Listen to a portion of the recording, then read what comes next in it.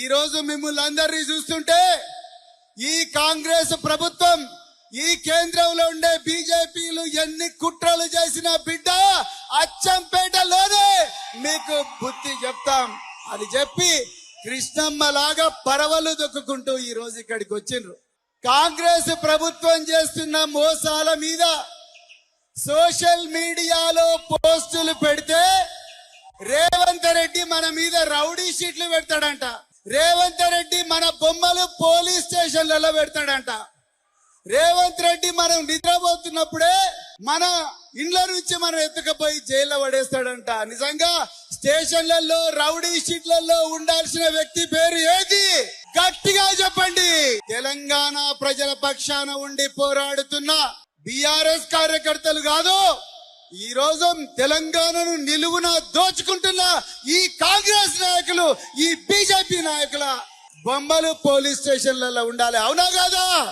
ఈ దేశంలో దళితుల మీద అత్యంత ఎక్కువగా అత్యాచారాలు, మర్డర్లు, అన్ని నేరాలు జరిగేది ఉత్తరప్రదేశ్ లోనే.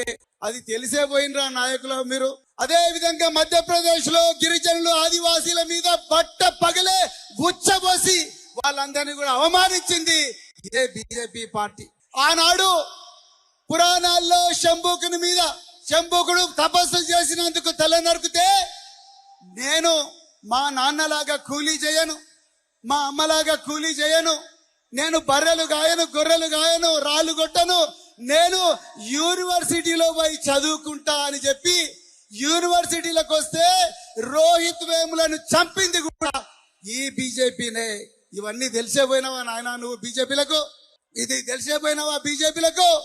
అందుకొరకు మిత్రులారా, ఈ కాంగ్రెస్ ఈ బీజేపీ రెండు కలిసి మళ్ళీ తెలంగాణలో ఉండే మనందరినీ కూడా దోచుకొని మన భవిష్యత్తును నాశనం చేసేందుకే ఈ రోజు ఇక్కడికి వచ్చినాయి.